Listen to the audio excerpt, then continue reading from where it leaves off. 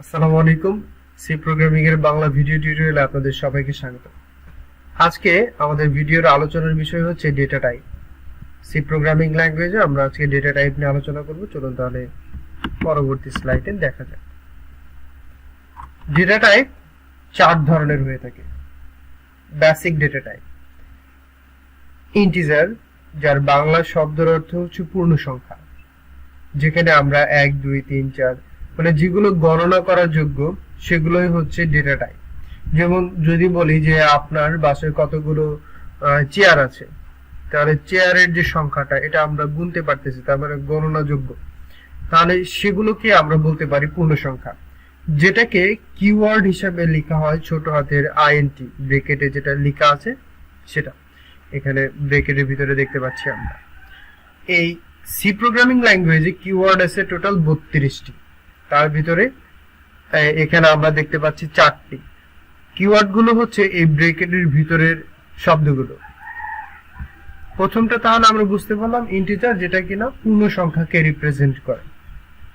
দ্বিতীয়টা হচ্ছে ডাবল, মানে যেটা হচ্ছে আমাদের দশমিক সংখ্যা রিপ্রেজেন্ট করবে। আপনারা স্লাইডে এক্সাম্পল দেখে বুঝতে পারতেছেন যে এখানে সবগুলো দশমিক সংখ্যা আছে। একটা জিনিস বলে রাখি, দশমিক সংখ্যা নেগেটিভ হতে পারে না এরকম তো কোনো মানে নেই। দশমিক সংখ্যাও কিন্তু নেগেটিভ হতে পারে। অনেকের মনে জাগতেই পারে, হঠাৎ করে আমরা জিজ্ঞেস করলে একটু গুলিয়ে ফেলি যে দশমিক সংখ্যা কি নেগেটিভ হতে পারে কিনা। একটু হঠাৎ করে কাউকে জিজ্ঞেস করে দেখবেন গুলিয়ে ফেলবে। হ্যাঁ, অবশ্যই পূর্ণ সংখ্যাও ঋণাত্মক হতে পারে। যদি এইভাবে বলি ইন্টিজারের ক্ষেত্রে যে আমার কাছে 100 চকলেট আছে, আপনি আমার কাছ থেকে 200 চকলেট নিয়ে গেলেন, তাহলে আমার কাছে কতগুলো চকলেট আছে? -100 চকলেট আছে। তাহলে এটা হচ্ছে নেগেটিভ নাম্বার এবং পূর্ণ সংখ্যা গুনতে পারতেছে। ডাবলের ক্ষেত্রেও সেম। আমরা দেখতে পাচ্ছি ডেটা টাইপে ডাবল এবং ফ্লোটিং পয়েন্ট নাম্বার, যেটাকে ইন শর্ট বা কিওয়ার্ডে আমরা বলতেছি ফ্লোট, এরা উভয় দশমিক সংখ্যাকে রিপ্রেজেন্ট করে, কিন্তু এদের ভিতরে পার্থক্য রয়েছে। পার্থক্যটা হচ্ছে কেউ একজন দশমিকের পরে 15 ঘর পর্যন্ত জায়গা নিতে পারে, দশমিক তারপরে 15 ঘর পর্যন্ত জায়গা নিতে পারে। আর ফ্লোট, যেখানে একটু তুলনামূলক ভাবে দুর্বল, সে দশমিকের পরে মাত্র 6 ঘর জায়গা দখল করতে পারে।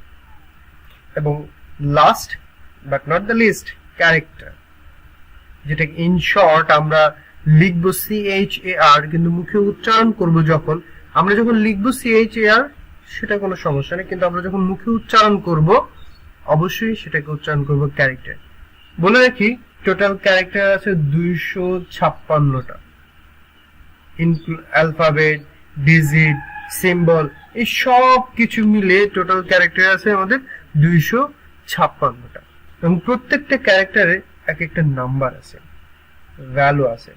যেমন আমি যদি বলি আমার পরিবারের বাবা হচ্ছে 1 নম্বর, মা হচ্ছে 2 নম্বর, আমি বড় ছেলে, আমি 3 নম্বর, এইভাবে যদি আমি সিকোয়েন্স করি, এরকম প্রত্যেকটা যে ক্যারেক্টার আছে সেই প্রত্যেকটা ক্যারেক্টারের এই 256 ভিতরে এক একটা নাম্বার আছে, সেগুলোকে আস্কি ভ্যালু বলে। সেটা নিয়ে আরো আরেকদিন আলোচনা করব।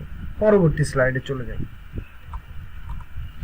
ইন্টিজার, যেটা নিয়ে বলতেছিলাম আমরা, এই ইন্টিজার আমাদের বর্তমানে স্থান কাল পাত্র ভেদে যে কম্পিউটারের যে আর্কিটেকচার যেভাবে ডেভেলপ করা হয়েছে, এই জায়গায় ইন্টিজার জায়গা দখল করতে পারে 4 বাইট। যেটা কিনা আপনি যদি হিসাব করেন 1 বাইটে যদি 8 বিট হয়, 1 বাইটে যদি 8 বিট হয় তাহলে 4 বাইটে 32 বিট। তাহলে 32 বিট জায়গা ইন্টিজার দখল করে, যেটা কিনা ছোট হাতের INT কিওয়ার্ড। এবং আমি একজন মানুষ, এরকম সবাই মানুষ, মানে সবাই মানুষ বলতে মানুষ সমগ্র রয়েছে, কিন্তু প্রত্যেক মানুষকে আলাদা করার জন্য,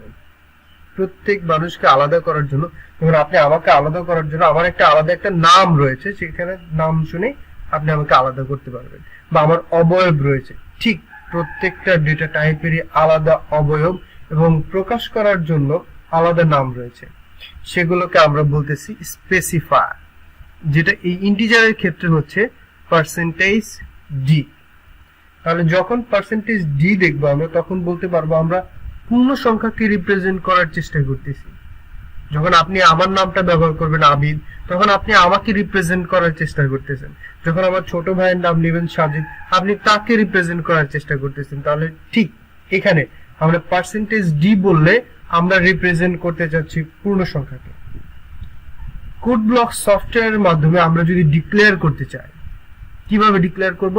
এখানে লেখা আছে দেখেন, ছোট হাতের আইএনটি এ, তারপরে আমরা এটাকে দেখে সেমিকোলন মনে হচ্ছে, কিন্তু প্রোগ্রামিং এর ভাষায় আজকের পর থেকে আমরা বলবো টার্মিনেটর। তাহলে সেমিকোলনকে আমরা আজকে থেকে টার্মিনেটর বলবো, যেটা কিনা আমরা দেখতে পাচ্ছি ইন্ট এ সেমিকোলন। তার মানে পূর্ণ সংখ্যা এ এখানে একটা পাত্র হিসেবে কাজ করতেছে, সেটা নিয়ে আমি আরো একদিন আলোচনা করব।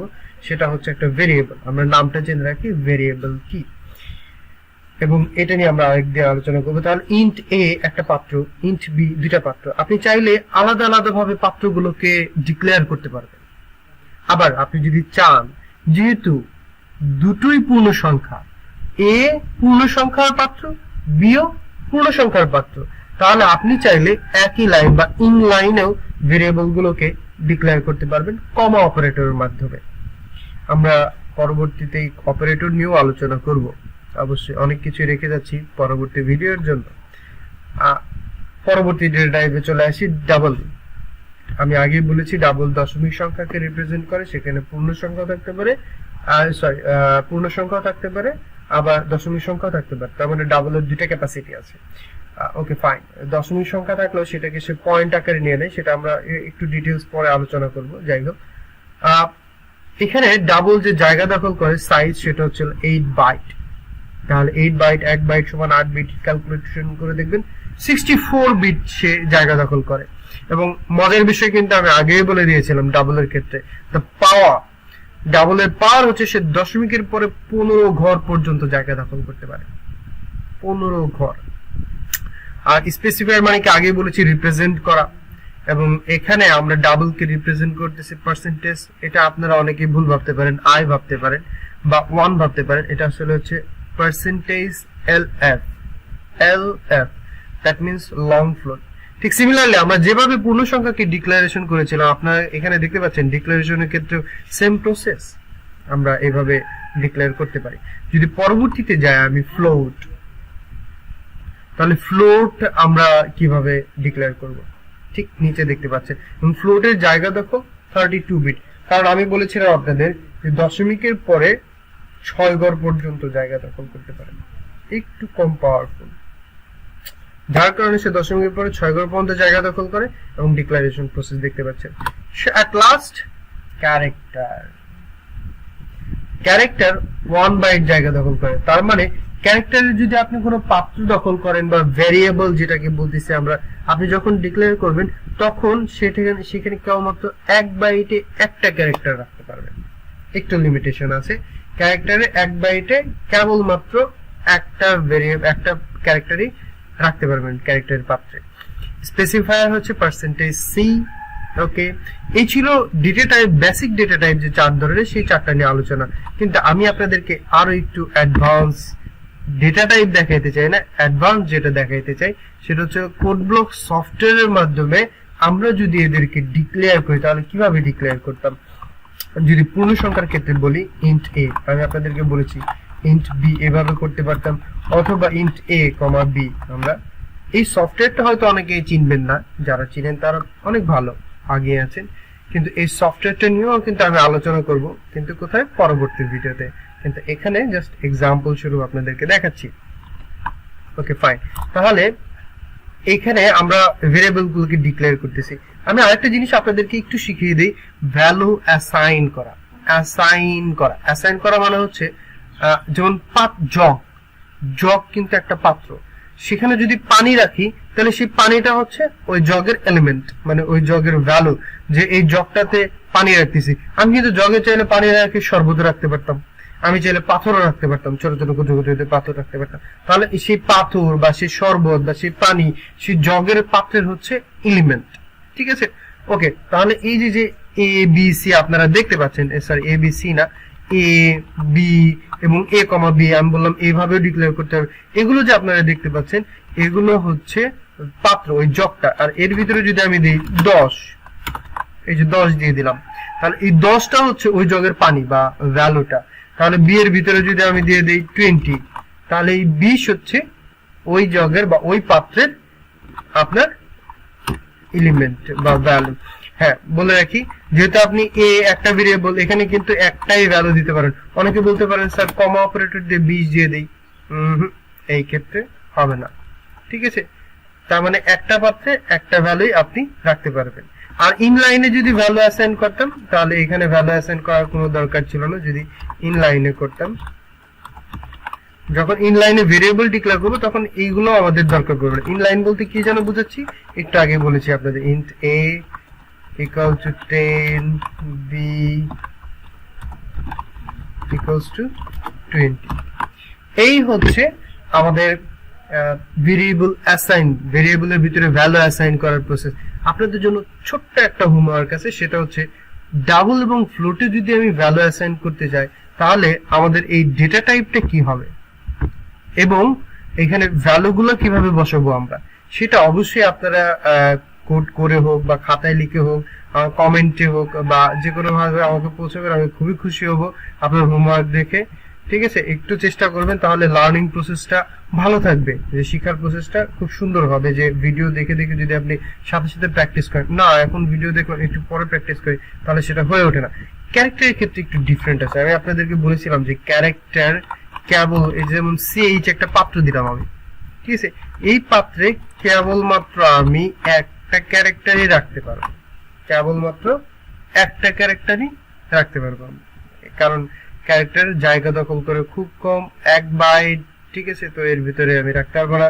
কিন্তু পূর্ণ সংখ্যার ক্ষেত্রে আপনি 10⁹, মানে অনেক বড় সংখ্যাও চাইলে কিন্তু আপনি এর ক্ষেত্রে রাখতে পারবেন, কিন্তু এখানে আপনি একটা পাত্রে একটাই রাখতে পারবেন।